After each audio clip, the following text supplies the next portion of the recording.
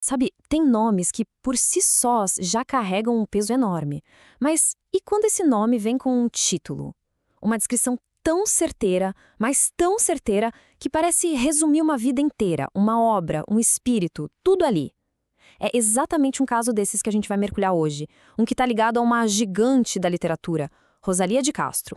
Olha só isso, pouquíssimas palavras. Alma da Galiza e do romantismo tardio. Gente, isso aqui não é só um subtítulo que a gente acha num livro, não, é muito mais. É uma declaração de identidade, é poético, é forte e tem uma profundidade que, olha, a gente precisa explorar. É como se fosse a chave mestra para a gente entender o impacto que a Rosalía tem até hoje. E aí que fica grande a pergunta, né? Como é que uma frasezinha tão curta consegue carregar o peso de um legado inteiro?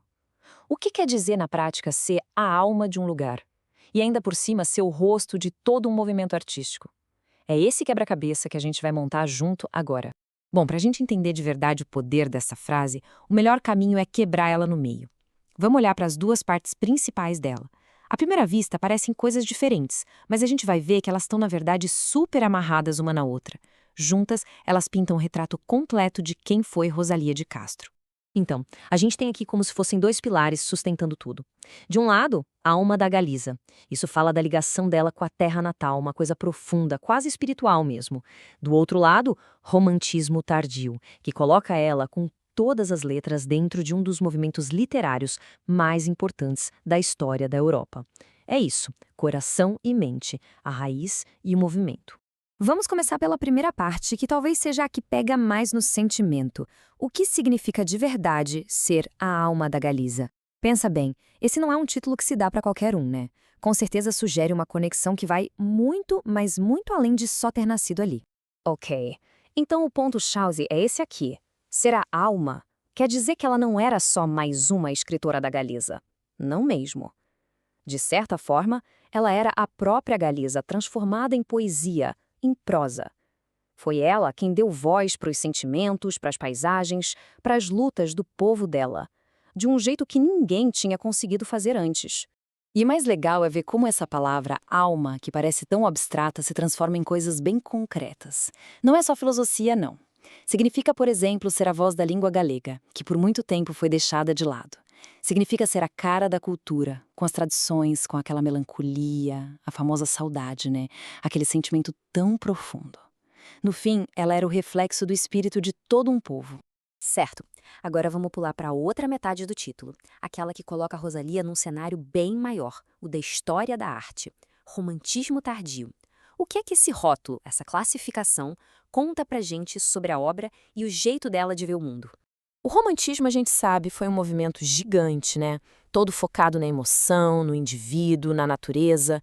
Mas a palavrinha mágica aqui é tardio. Presta atenção nela, porque não é só mais do mesmo. O romantismo tardio tem outra pegada, uma sensibilidade diferente. Talvez um pouco mais melancólica, mais voltada para dentro e muitas vezes até mais crítica. E é aí que a gente vê o brilho da contribuição dela. A Rosalía não estava só repetindo a fórmula dos grandes românticos que vieram antes. De jeito nenhum. A obra dela reflete as preocupações de outro momento, de um tempo depois.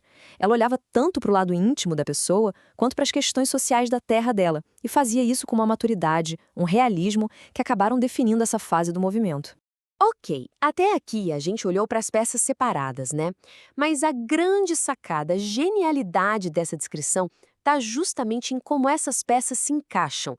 Ser a alma da Galiza e ser uma figura do romantismo tardio não são duas coisas separadas. Pelo contrário, uma coisa alimenta a outra. Vamos pensar na lógica da coisa. Passo 1. O romantismo, na sua essência, valorizava o que era autêntico, o que vinha do povo, o que era local, certo? Passo 2. A Rosalía fez exatamente isso. Deu uma voz poderosa para Galiza. E aí vem o pulo do gato. Ao fazer isso, ela não era só uma poeta regional. Na verdade, ela se tornou a encarnação perfeita dos ideais do romantismo tardio. O que era regional nela se tornou universal. E com isso, a gente volta para a frase inteira. Alma da Galiza e do romantismo tardio. Soa diferente agora, não soa? Cada palavra parece que ganhou um peso novo, um significado que a gente acabou de desvendar. É a alma de uma cultura, de um lugar específico, sendo expressa pela linguagem de um movimento artístico universal e na sua fase mais madura. É a síntese perfeita. Então, a pergunta que fica é: por que esse título colou? Por que ele dura até hoje? A resposta é que ele consegue, usando pouquíssimas palavras, pegar a essência dupla do legado da Rosalía. Ele resolve aquela velha briga entre o que é local e o que é universal. Resumindo, é como se esse título colocasse ela em dois lugares de honra ao mesmo tempo. Para Galiza, ela é a alma, um ícone cultural que não tem substituto. E para o mundo da literatura, ela é uma peça fundamental do romantismo tardio. A frase faz com que um lado não apague o outro. Pelo contrário, mostra que os dois são parte de uma identidade só, uma identidade muito poderosa. E tudo isso deixa a gente com uma última reflexão, né? A história da Rosalía, resumida nesse título, faz a gente pensar no poder que a arte tem. Como é que pode um artista, usando só palavras, ou sons, ou imagens, ir além do individual e se transformar no porta-voz das esperanças, das dores, da identidade de uma comunidade inteira? Como é que uma única voz consegue, no fim das contas, representar a alma de um povo? Fica aí pra gente pensar.